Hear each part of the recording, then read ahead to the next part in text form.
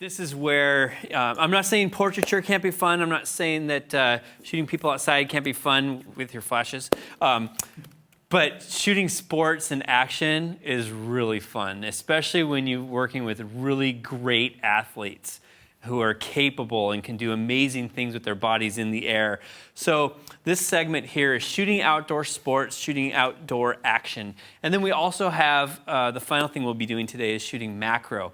Flowers don't move as much as athletes, parkour athletes, but still they're a lot of fun to shoot. So I want to make sure I give you some good tips for small macro photography. So with that said, let's just hop right into it. We're going to start right away with action photography. And I'm going to show you how to do amazing work, again, with one single flash. You know, I know when I first got into photography, I'd read the magazines and well, this was before the internet. I'd read the magazines and the books, and I'd see these amazing flash setups. And I'd just be like, it's so overwhelming. I can't do, you know, it's like this level that I don't think I'm ever going to be able to achieve. Well, I want to show you, you can achieve it. It's quite simple, actually. All the things that you've learned today, you already know what you need to know. I'm just going to help you synthesize it and put it together. So working with action photography, you need to think through, what is your goal? What is the purpose of this photograph? And what I mean by that is, do you want to show some specific movement? So let's say you're photographing a dancer. Is there a specific dance move that you want to show? Do they need to be in the air when this photo is taken? Is it on the ground when it's taken? You know, do you want to freeze the action? So with this movement that you're going to do, would it look better if they were like frozen in space? Or would it look better if there's a little bit of motion blur to imply movement throughout the scene? Okay, so thinking through ahead of time, what's my purpose here? Do I want to freeze the movement? Do I want to show movement? Do you want to show power? You know, athletic muscles, strength? Do you want to show grace? Are you shooting a ballerina? Thinking through that ahead of time will go a long ways to helping you understand what type of lighting you need. You know, so are you going to shoot hard flash? Are you going to shoot through an umbrella? All the things that I've been teaching so far today still hold true. We're going to build the exposure, just like I've been teaching. You're going to start with the ambient exposure. How bright do you want the background to be? And then you're going to bring in the flash for the subject. Now the difficulty here is you're going to see is the subject is moving.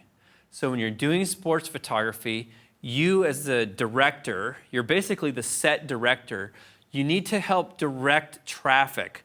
Like if you're photographing a bicyclist or a skateboarder, you need to say, you need to land on this mark every time, and you need to take off on that mark every time. Because if they don't, then your lighting is all off. Remember I talked about that 1 over distance squared thing? If your subject is 1 foot behind where you did your metering, you've lost like half the light sometimes. If they're 2, 3, 4 feet behind, your lighting is way off. So you're the director. Make sure that they always land and start on the same position. Safety, safety, safety. Safety is super important. It's important for any level of sports and athletics that you photograph. There's so many ways to get hurt, especially with this, like what I'm going to show is parkour. What parkour is basically urban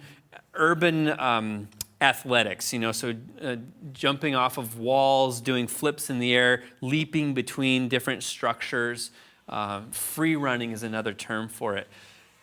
My goodness, there's all sorts of ways to get hurt. Broken ankles, you know, banged up heads. So one of the things is, before I ever shoot with an athlete, I talk through and I say, look, no one gets hurt today. I don't care if you can do a double twist flip, you know, but if we can't do it safely, we're not even going to go there.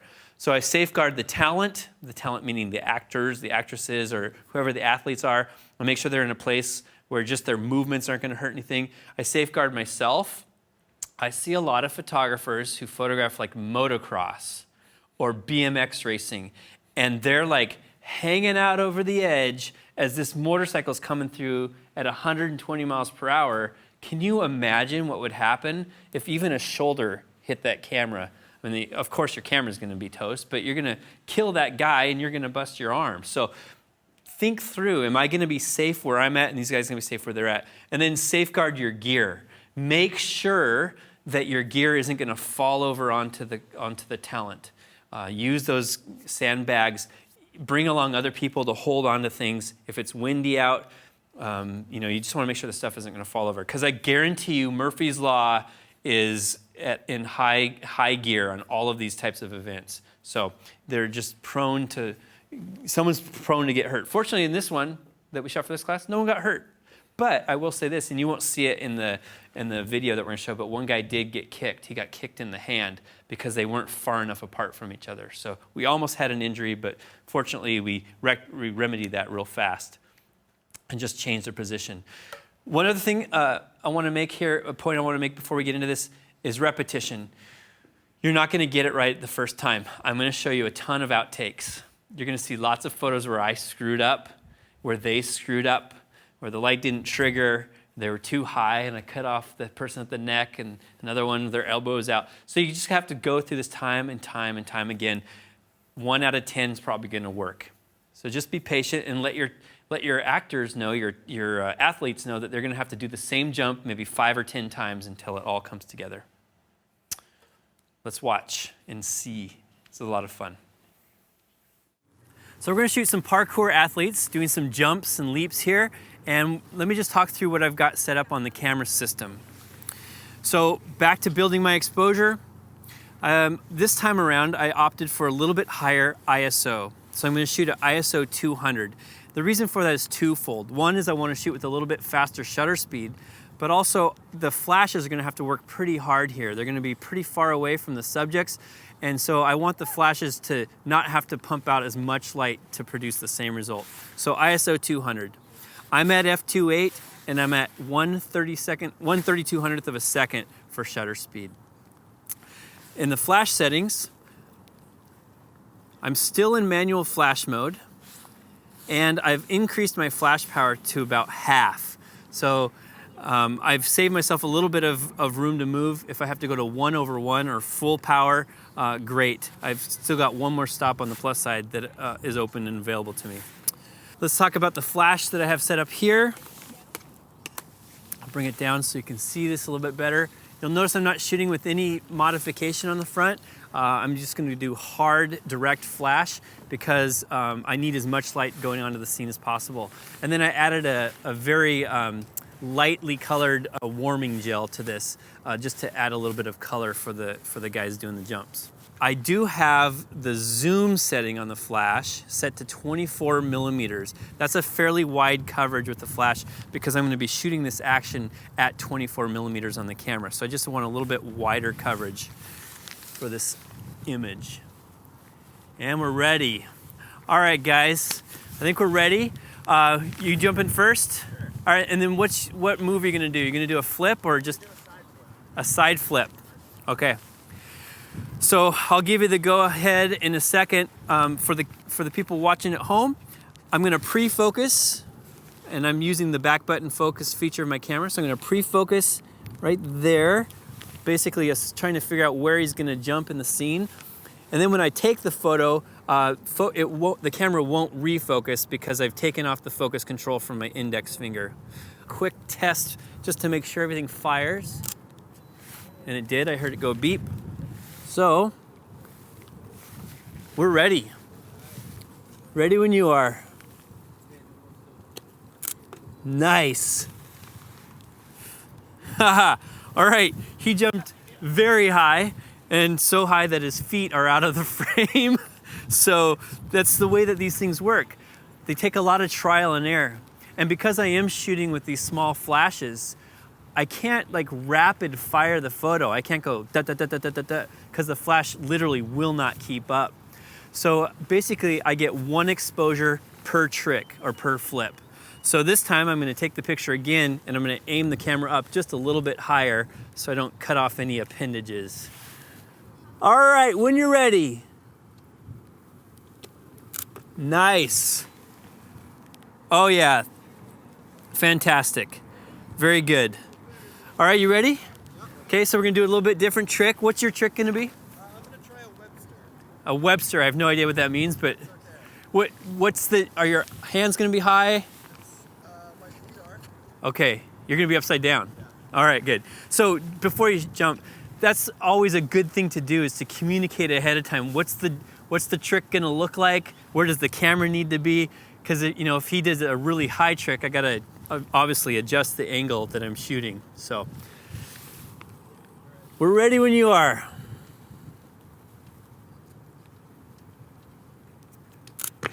Oh, excellent. Very good.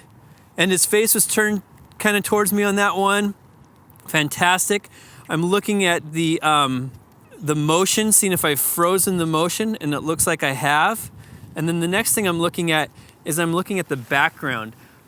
This is going to be a fairly dramatic shot after I work on it in post-processing. I want to make sure I have detail in the clouds, and I do. I haven't blown out any of the clouds, so that makes me happy.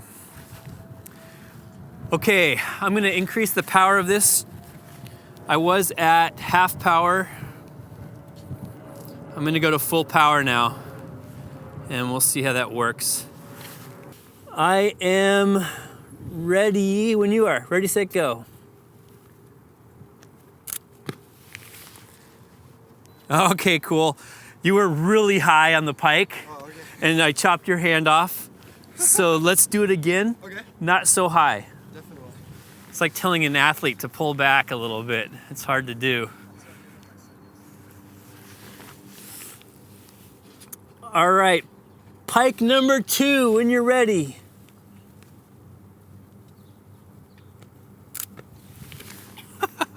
Cool. That one worked out great. Very nice. Okay, you want to do one more? Sure. All right. A 360. So when you do the 360,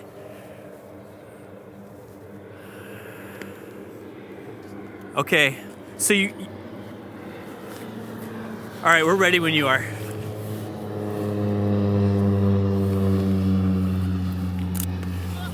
Whoa. All right. So can you do it this direction? Yep. So we got a great butt shot, but we want to get a face shot. And so I'm going to have him do basically the 360 in the same direction, but I'm going to get it where his face is towards the camera on this one. Will that work for you? Yeah. Okay. All right, when you're ready. All right, cool.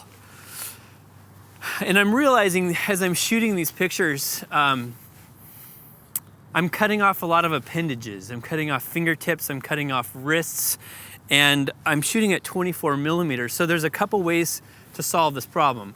One is to go with a wider angle lens, which is probably what I'm going to do. Or two is I can move farther away. But when I move farther away, I run the risk of getting my equipment and all that stuff into the shot. So I think the better solution is for me just to go with a 14 millimeter lens, my 14 to 24. And I'll go make that change real quick. We'll shoot maybe 2 or 3 more photos and then move to our next scenario. So I changed out my lens. I'm now using a 14 to 24 millimeter lens. This allows me to shoot wider angle so I can get a little bit closer to the action, and I won't be cutting off any fingers or wrists or feet or anything along those lines. I'm going to end up shooting this probably around 16 to 17 millimeters. We've changed the position just ever so slightly for a different trick. Just double checking the position of my light. There we go. And I'm going to frame this up. Again, I'm going to pre-focus. His trick will take place approximately in the middle of this pad here. So pre-focus on that. And hold on one second. Got a little too close. Okay, when you're ready. Oh, that was cool. That was cool. Oh yeah, here, you gotta look at this. Oh yeah, Yeah. looks good. So that's fantastic. Nice. City underneath him, his legs up high in the air. Great exposure for the background. I'm using the warming gel on him. He looks nice and warm. This will convert to a really great shot in post-processing. Do you want to try one? Yeah. All right, we'll do one more.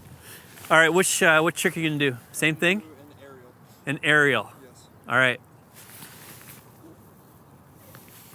When you're ready. Oh, cool. Oh yeah, very good. Mr. Bruce Lee. So, fantastic. All right, so now what I'm gonna do is I'm gonna mix it up a little bit. I wanna shoot action, but I also want to induce a little bit of motion blur. And to do that, I need a longer shutter speed. I really need to get down to something like, a 60th of a second, maybe to a 30th of a second. So how do I do that? Well, I do that by reducing my ISO, bringing my ISO down to 100. I want to bring my aperture up to f8, something around that range. And then my shutter speed hopefully will be in the 1/60th range, 1/30th range. And then if I'm unable to get to that point because it's too bright outside, well then I'll use a variable neutral density filter to bring down the light. But it's cloudy today, so we lucked out. I don't have to bring in that very ND.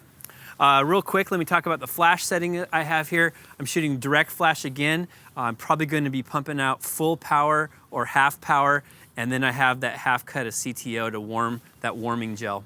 We're going to have our parkour athlete come through here in just a second, and we're going to try to get him kind of flying through the air. We'll get a little bit of motion blur behind him. The flash is going to fire and freeze him in movement.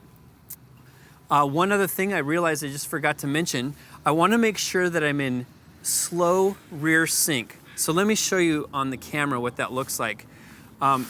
All cameras basically have a flash button. If you push that flash button, you'll see somewhere on the screen, it tells you what the synchronization mode is. And rotating with your thumb dial, you can change the sync mode. For example, that's red eye reduction mode. This is called rear sync. And I want to use rear synchronization flash mode. What that allows me to do is take a photo where the subject is moving and causing motion blur as they fly through the air, and then pop the flash at the end of the exposure so it looks like they've been frozen with the blur behind them. So again, that's rear curtain sync. Okay, I'm at f8, I'm at a 50th of a second, and my ISO is currently at 50, and in the Nikon cameras it shows low 1. So that's the same thing as ISO 50. I'm going to pre-focus where the movement's going to be, and I think I'll shoot this picture vertical orientation. And I'm all framed up here. Actually, before I do that, I just realized I want to take one picture without my flash just to see what the ambient exposure is going to be. So take that, I'll look at it. Good. I've got detail in the sky. The ambient light is darker. It's exactly where I want to be. And again, my shutter speed is at a 50th of a second. All right, turn my flash back on. I got green. All right, are you ready? All right. I am ready when you are.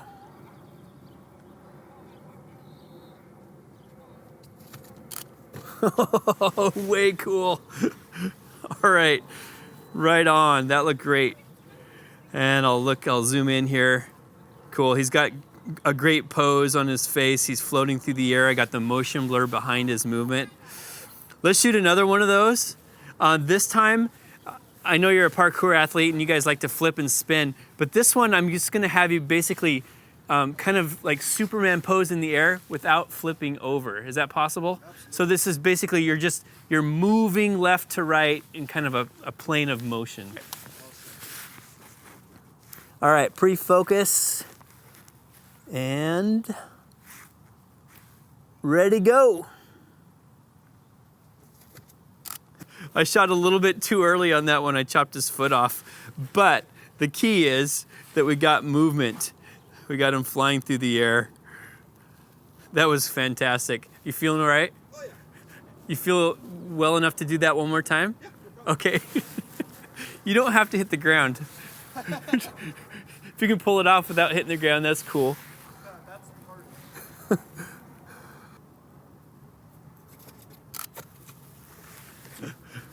Yeah, perfect. That was great.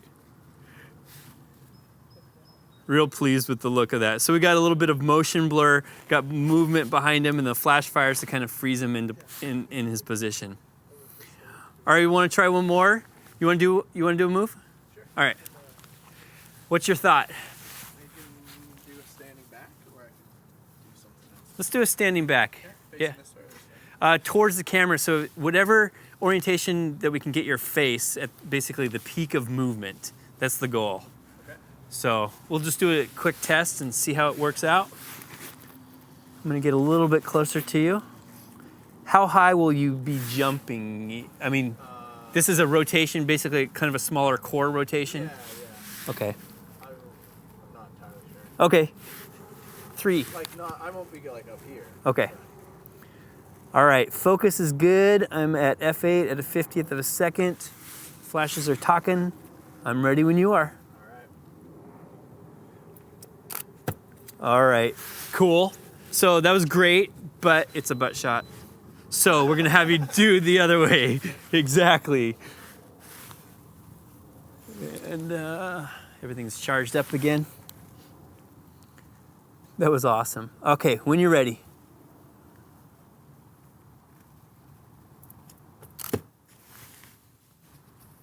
Ah, just missed it. All right, I'm gonna keep you working. Got to shoot a little bit earlier. Ready when you are. I might have missed that one. Oh, I got it. We got your face. Flash, so. I was a little bit late. A little bit late. And you know, here's the thing is we're trying to induce movement. And what we have is his movement is basically in plane with the camera. In other words, he's not moving left to right. He's moving basically to or from the camera. So we're not getting a lot of motion blur effect. So as cool as this move is towards the camera, I don't like it photographically. So I'm just gonna have you turn 90 degrees. Yeah, exactly. And we're gonna do the jump that way. And now we're gonna get a rotation movement. I think you'll see a lot more movement. Move back 3 inches. And move forward 2 inches, right there. Yep. Okay, focus. Flash, everything's ready to go. All right, ready when you are. Oh yeah, that's cool. We got him in the air, rotating. Fantastic. Nice work. Thanks. So what I'm gonna do now is I'm going to photograph 2 parkour athletes together. And whenever you photograph 2 people using flash photography, you have to be very careful about the positioning of the flash with respect to the positioning of your subjects. And if you have your subjects like one really close to the flash and one far away from the flash, you're going to get dissimilar lighting. The person in front is gonna be very bright and the person in back is gonna be very dim. So this is gonna be a little bit dicey trying to set this up because these guys are gonna be moving and I'm going to have to position the flash so I try to get equal lighting for the person here and the person there. So we've been working this out. We're doing a double flip and we're gonna try and time it so they're both in the air upside down at the same time. I'm not trying to induce any motion blur in this photo, so I'm back up. I'm at a fast shutter speed. I'm at a little bit higher ISO, and I'm at about a half power on the flash. So let's go ahead and give it a whirl. We'll try one experiment here, see if it works, and if not, we'll do it again until it works. Alrighty. So just for the camera, I'm at f3.2 and I'm at 1/800th of a second, and my ISO is at 100. Okay, here we go. I'm gonna pre-focus. Gonna get down low. And when you're ready. All right, cool. All right, so the first shot, I missed the height. I've got them with both of their landing feet on the ground. I really wanted to get them when they were in the air. Also, I realized my position is off a little bit, so I'm gonna move the whole kit this way. Actually, I'm gonna leave my flash there. I'm just gonna move my body this way a little bit to get a better composition. All right, ready again? 3, 2, 1, go.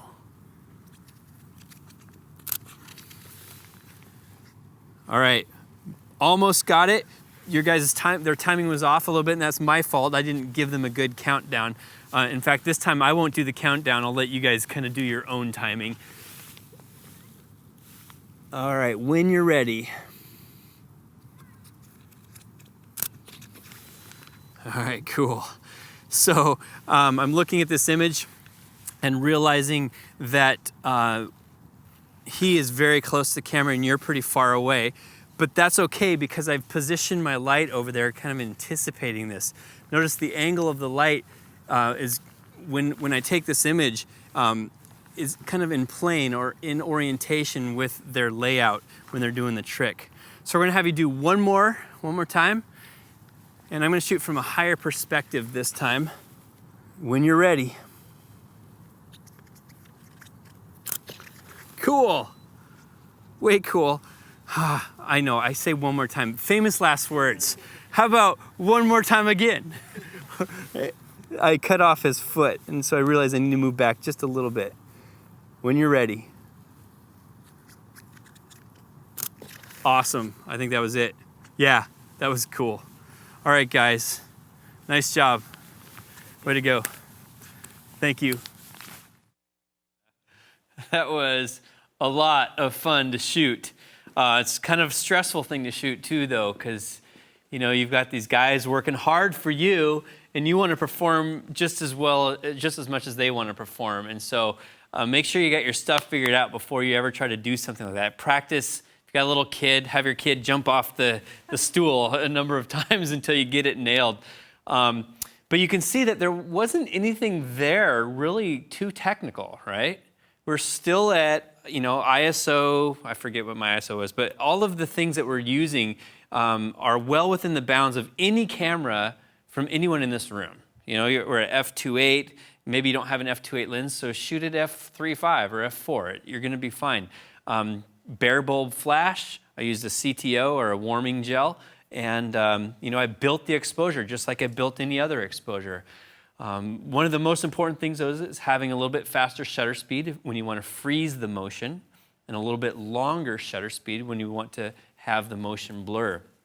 Let me show you some outtakes because the outtakes a lot of times are just as fun as the actual photos. So the first image on the left, chopped his head off, bummer, that was during testing.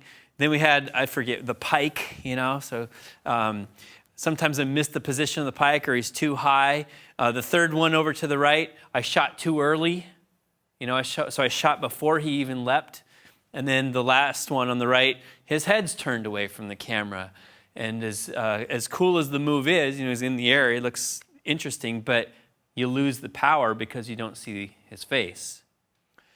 So that brings up a point, and the point I want to make is that this type of small flash photography, you cannot shoot burst mode on your camera. You can't shoot high frame rates because your flashes will not keep up. They just won't do it. You can buy some higher end battery pack flashes from like Broncolor, Speedotron, Pro Photo that will allow you to do that fast pulsing. In fact, I think, wasn't it Chase Jarvis who did like a 10 frame per second snowboard leap a few years back? I remember him on a snow slope doing something like that. And so you can do that, but it requires a lot more tech and a lot more gear to pull something like that off. For these small flashes, you get one shot. So you have to work hard to time it just right. And keep in mind, every camera has a slight delay. Every camera has like a 30-second or 30 millisecond or 100 millisecond delay. So even when you think you shot it, you heard me. A few times I take the picture and go, I missed it. I was a little bit too late. So here's a shot that it's almost great, right? Everything about it is pretty good. I got the framing of the concrete blocks there. I processed it in Lightroom to add a little bit more drama to the clouds, but I cut his hand off, and that matters. It matters to the photo. The photo, in my opinion, is not usable because I chopped the hand off, which is a bummer. But this one, and I think this one is actually my favorite one of the day. It's cool. It looks like he's just falling from the sky, and I added a little bit more drama in the sky in Lightroom. I think I just used clarity in a brush. So I brushed in some clarity there in the sky. I also changed the color of the sky slightly blue, and then I just let the warming gel, the warming filter, warm up the athlete. Pretty fun. And the light, You'll see the shadows are just fine. I don't have any shadows falling onto his face. So overall, the full execution on this, I'm super happy with. That's one of my favorite shots of the whole sequence. So freezing the motion, you need lots of light, so shoot bare bulb. Don't use an umbrella. Don't use a softbox. If you want, well, I shouldn't say don't. If you do want to use an umbrella or softbox, put multiple flashes in there. One of the easiest ways to do that, remember that little bar that I brought out earlier today? You can mount multiple flashes on there. Or some of us just tape the flashes together, literally. Just tape them one on top of the other, and that'll work just fine. If they're all radio triggered, they'll all trigger just fine. And then use that fast shutter speed. Fast shutter speed like 1,000th of a second. And here's just one more cool shot of him, the other athlete upside down. Almost perfect, but I got a little bit of shadow on his face. So close. That's all right. If I was doing this for a real job, in other words, I was getting paid to do these photos, I'd have him do it 3 or 4 more times, and I'd work with him on his arm position, so we got a full light on his face. But you know, for I don't know how long we were there. We weren't there very long. For 10, 15 minutes of work, we got some really nice looking shots. Also, I would have gotten a little bit lower, or I would have had him jump a little higher. I would have liked him to be above the city skyline. But again, I'm nitpicking. That's what we do. We're nitpickers, us photographers. How about blurring the motion? You know, a lot of photography is about making sure everything's tack sharp. But the truth is, sometimes motion blur is a good thing. You asked the question earlier, Xavier. You were talking about, you know, what is shutter speed? How does that impact the creative side? Well, I like longer shutter speed sometimes when things are moving. And then you use flash to kind of freeze the movement. So I use rear shutter sync. That's important. You have to use rear curtain sync or rear shutter sync. And then your shutter speed for any of this type of movement should be in the 15th of a second to a 60th of a second. So let me explain with this photo. Let me just describe what's happening. So this was our Superman move as he was leaping across. So here's how rear curtain works. The shutter opens up, okay? The movement happens, and then the ambient light basically exposes him, and you can see the ambient light moving across as he's moving across the screen. Then the flash fires at the end of the exposure, the rear curtain. Then the rear curtain closes. So that's it. Opens up, movement happens, blur, blur, blur, flash fires, then the rear curtain closes. It would look funny if you used front curtain sync. Because then what happens is the motion blur is in front of his movement. And that never looks right. You know, if someone's running this way, it just looks funny for the blur to go out in front of their face. So always use rear curtain sync. I always use rear curtain sync. It's just my default. I just use it all the time because if there ever is any movement, I like it to be behind the action. So is it a great photo? Well, the truth is I'm not super pleased with these images, just because they don't quite have the oomph or the panache that I generally would like. But the concept, I proved the concept, and the concept is you can see the flash fired, and we got sharp photos on his eyes and on his clothes, and then a little bit of blur behind. You want the movement to move from left to right or from right to left. You don't want the movement to be in the direction of your lens, right? Because we saw how when they were jumping, as long as they're moving this way or that way, we get the blur because it's tracking across the screen. Whereas when he rotated towards the camera, you can't really tell. There's motion blur on this photo, right? But this one where he's rotating against the lens or along the film plane, that's where you actually get the motion blur. So back to this photo, back up one slide. The reason why we get the nice motion blur, he is moving left to right. So what do you think? What do you guys, overall, do you like the frozen shots better? Do you like the blurry shots better? Do you have a preference? Who likes the frozen, like rock solid photos? Most of y'all. And what do you think? Blur? You're liking the blur? Okay, cool. Well, you now know what it takes to produce those types of images. Either one. And it's really all about shutter speed and getting the ambient light into the camera.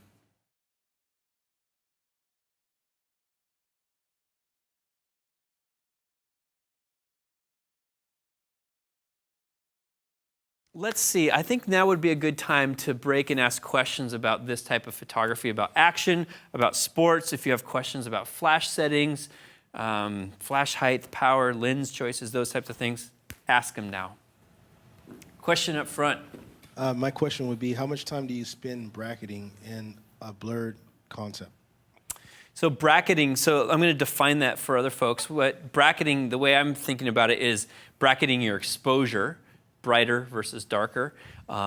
Once I get my exposure set, I just leave it there, because in these type of action photos, you don't have a lot of time to shoot and then shoot again and shoot again, you know, underexposed, metered, and then overexposed. That just doesn't make a whole lot of sense, because his movement's not repeatable. You saw how hard it was for me to actually get one shot where everything was framed.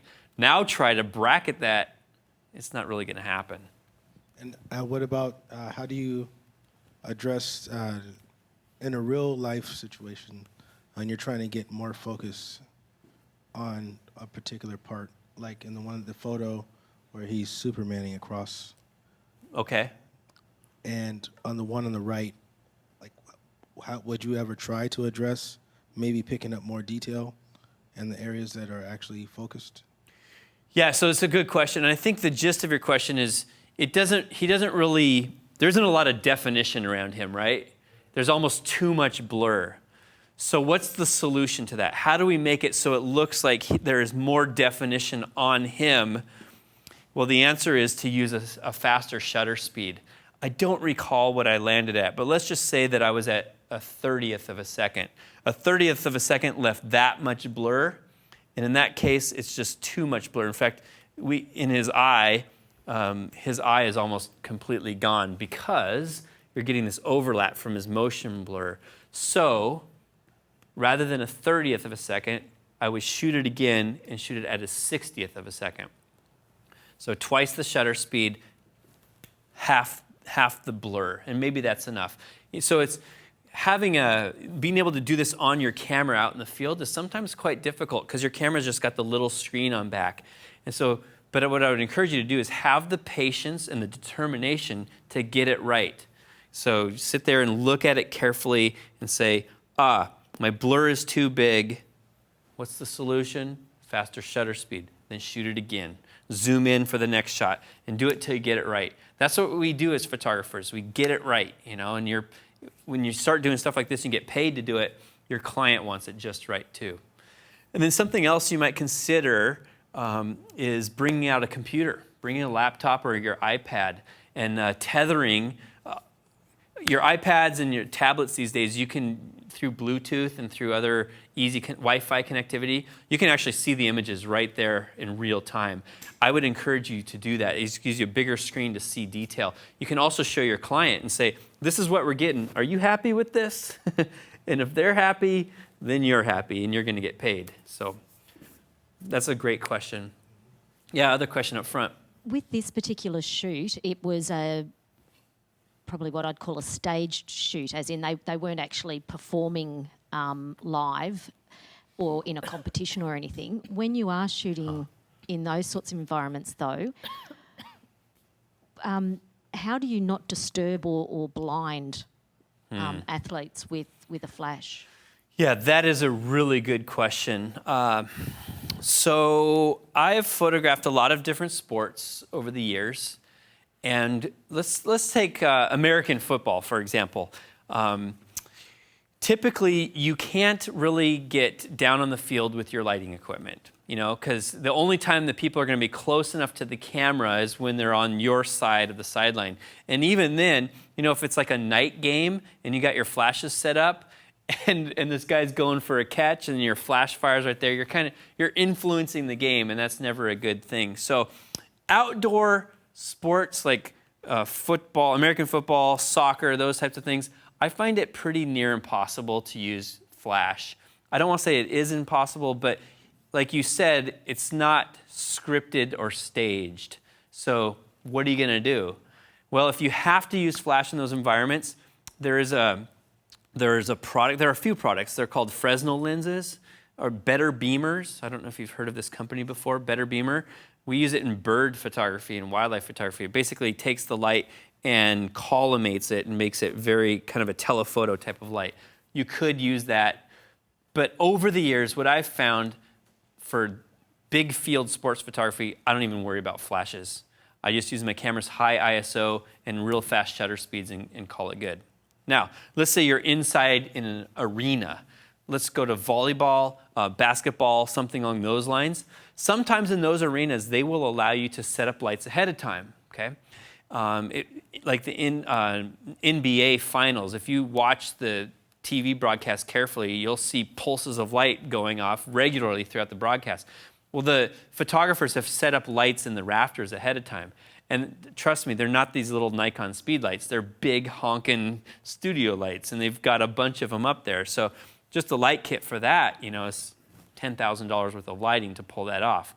So what I've done sometimes, if it's like younger kids playing, I'll set up my Nikon speed lights on one end of the court, okay, on a stand like this. I'll go bare bulb flash, and I'll set up one on this side, one on that side, and I'll radio trigger or optical trigger. Either way is fine. And basically, the only time I know those flashes will work is when the subjects are down by the net, underneath the hoop. And I'll talk to coaches ahead of time. I'll talk to the referee ahead of time. And if everyone's cool with me doing that, then I can get some nice pictures. And basically, I'm using 2 flashes at least. And it's great because you basically have a key light and a rim light, and the overall look looks very nice and sharp. But when they're mid-court, what do? You just have to live with it and not shoot the photo. Super question. Other questions?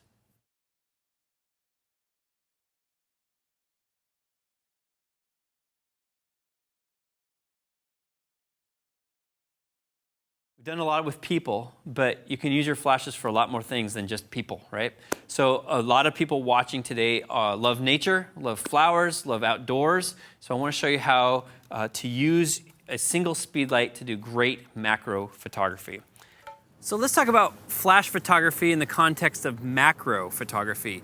A lot of times when you do macro work, if you're not using flash, you're at the whim of whatever weather conditions are present. So today we have a cloudy day, and actually cloudy days are fairly good for macro photography, but they yield relatively flat lighting. You don't get to contour and shape the light.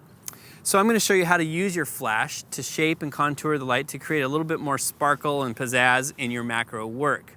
Normally when I do macro photography, I use what's called an extension tube. That extension tube basically goes between the lens and the camera. The flowers we found today are fairly large flowers though, so I'm not going to need the extension tube for this macro example. Let me show you the lighting setup that I'm going to use. I actually made this for another Creative Live class I taught called Do-It-Yourself Lighting. And what this is this is a wash basin. You can get this wash basin basically at any department store. It costs a couple dollars, literally. I cut a hole in the wash basin, I put the flash through there, and then on this side, I put the diffusion dome on top of the flash just to keep the flash from falling out. It's quite simple. I'm triggering the system using the radio trigger technology from Nikon, but again, this will work with anything like a Canon or a Fuji or a Sony, and even any of the wireless stuff you buy on eBay or Amazon. It all works. Nothing too crazy about the trigger. I'm back in TTL mode rather than in manual mode, so let me show the camera my settings overall. So for this, I'm going to be mobile. I'm moving around. I'm moving forward and backwards, up and down, left and right. And it's hard to be fixed with my exposure and with my distances. So I want to be back in more of the automated modes. I'm in aperture priority mode. I'm choosing an aperture of, let's just say, I don't know, f/5.6, something like that. And I'm at ISO 100. Now my shutter speed is going to vary depending on wherever I point the camera.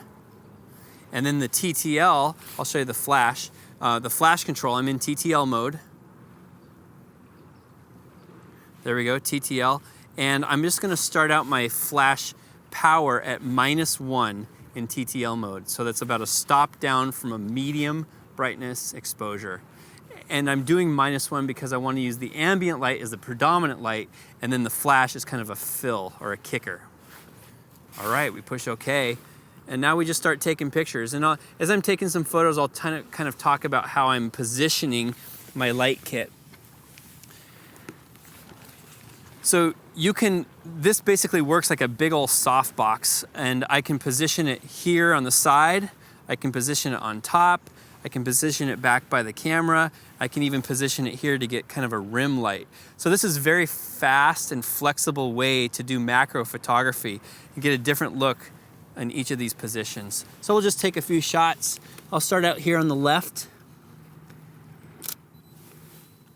Get down low to make the background kind of fade away. I'm gonna take a look at my image real quick just to see what my exposures are like.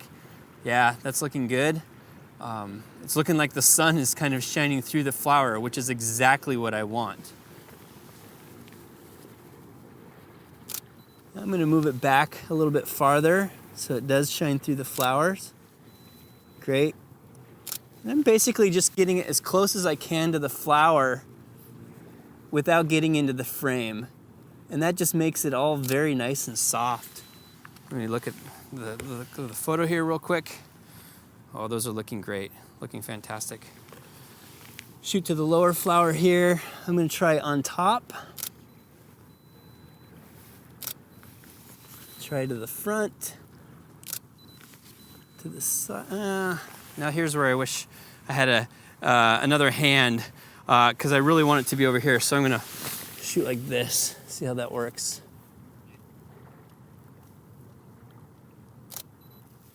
Cool. That's a hard move. It's a good workout. And one more shot. I'm gonna shoot from the top down so we can get kind of the triangle effect of these flowers. Cool. There's no right positioning here, and that's why I'm moving it around so much. You never really know until you look at the photos on your computer screen what's gonna be best. Right on, those look great. So there you have it. Nice field photography macro lighting kit.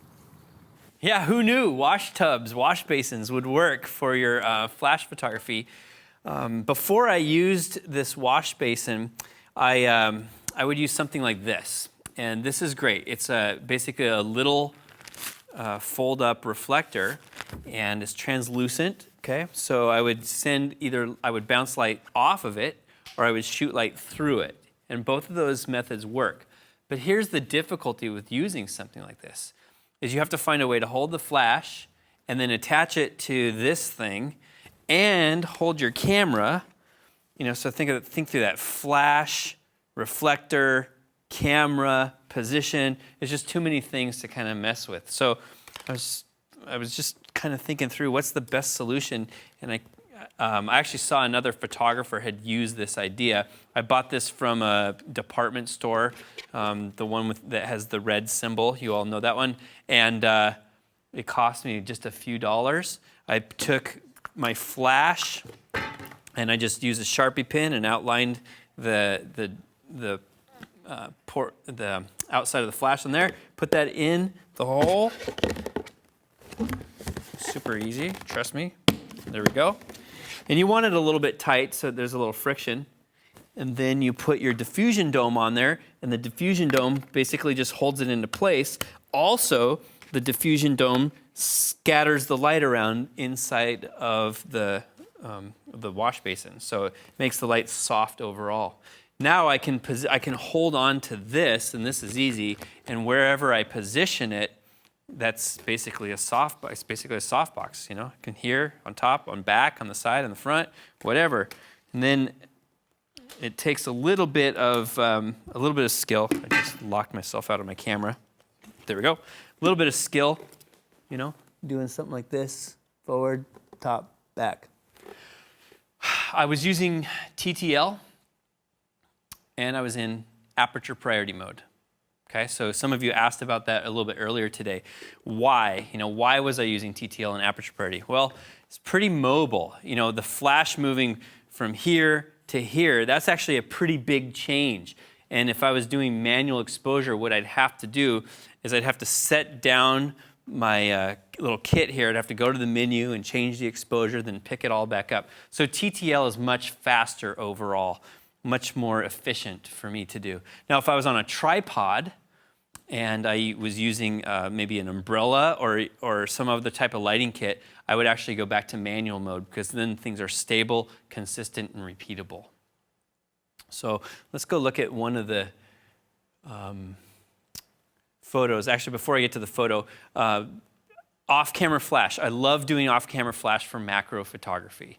I think off-camera flash gives you much better look to your images than on-camera flash. I see a lot of photographers trying to do on-camera flash, like that photo we took earlier in the day with Remy, our parkour athlete. It's just not going to look good. So get the flash off to the side, and then shape the light. This is a pretty large surface compared to a flower. In fact, this is a really, from a perspective standpoint, this is 20 to 30 times bigger than the flower. How fantastic is that for soft wraparound light?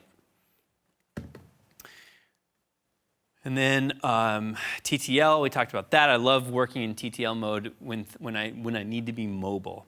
And I use manual for when I'm tripoded up. So macro triggers, there are a lot of ways to trigger this, but if you want really consistent macro photography, you might consider using the cable, like I talked about earlier today, using the full-on TTL cable. I like that. I actually do a lot of my macro photography with the cable because it's all close here to the camera.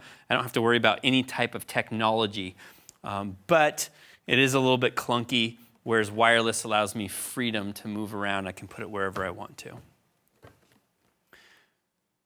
And of course, we have to end with the picture. So one pretty photo of a yellow flower, and you guys all saw how we made that.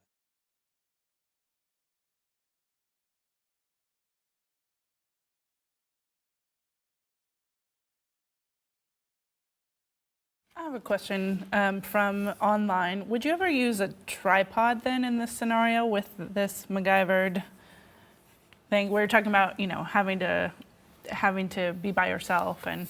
Yeah. Here's the thing. I'm really impatient when it comes to my own photography. And so I know I use tripods all the time. I love tripods. I have really expensive carbon fiber tripods, and I buy them so that I'll use them, and then I bring them with me, and sometimes I don't use them. So it depends on how much time you have. That's really what I'm getting to. If you have a lot of time on your hand and you're going to spend maybe the next 10, 15, 20 minutes photographing this one flower, then I will go all out on the tripod. Also, you guys know this, when you're trying to hand hold your camera doing macro work, a lot of times because you want to use a small aperture, you want like maximum depth of field, so you're like at f/16, well, hand holding, you get blurry shots. And a tripod is really the only way to get a nice sharp picture. So when I need smaller apertures like f/16 to f/22, then yeah, I use the tripod. Question? Can you talk a little bit about that macro tube, The extension tube? the extension tube? Yeah, sure. Let me go grab it from the table over here, and I'll show you how it works on my camera. So this extension tube, this is an extension tube kit here. Okay, and it comes, when you buy them commercially, they basically come in a set of 3. And you can see here, we've got 12 millimeter, what is that, 24? 20, so 12, 20, and 36 millimeter. And all that means is the thickness of the extension tube, okay? So each lens that you have has a minimum focus distance. So like this lens right here, actually isn't a focus scale on this kit lens, but we'll just call it 1 foot. So maybe the closest I can focus is 1 foot away. Well, if we move the lens farther away from the camera, we can now technically focus closer to the camera. Kind of funky. So what we're doing basically is just taking the lens and pushing it away from the camera body so that now we can focus on a subject that's closer. I want to make sure I don't drop my camera on the floor here. So let's use, for this example, I'll just use this. It just basically mounts on the back of the lens, and then you mount that onto the camera. And now we've got what I'll call, we've turned our standard lens into a close-up lens. You don't get something for nothing. In photography, you never do, at least. So what do you lose? You lose brightness. So when you put in these extension tubes, it actually gets darker. The size of the hole, the aperture stays the same, but you actually lose light. So you're still shooting at f8, but the amount of light transmission maybe is more like f11 or even f16 sometimes. There's nothing in here. It's just an empty tube.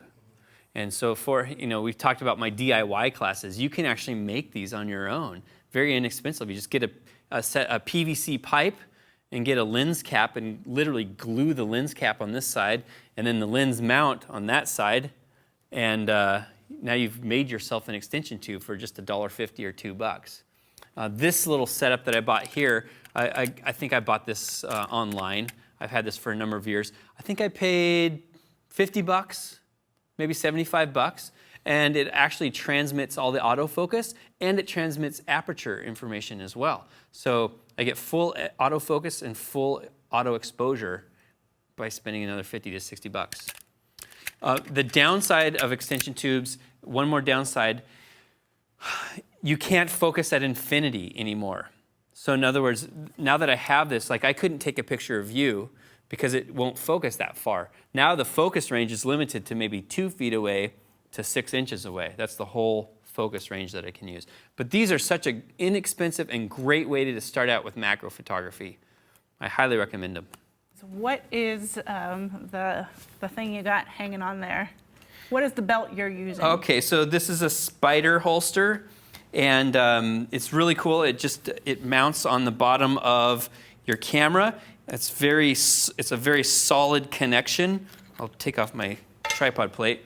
So basically, it's got this little ball here on a little shaft, a little shank, and then it mounts right here. It's very solid, and then it has a little lock here that you can also keep it from coming out. And so I can move all around. Sorry, camera guys. But it's a very stable way. It puts all the weight on your hips.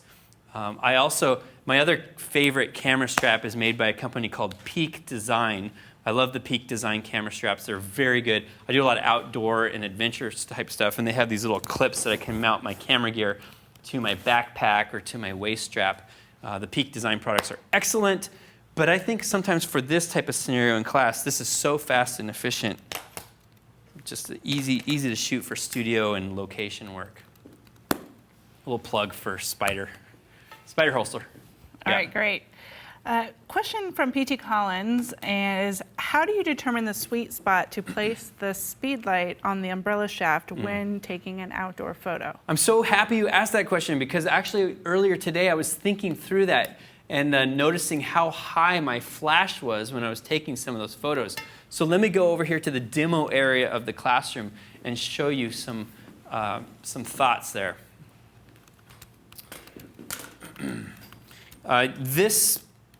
We talked about earlier today how we have a little camera on here.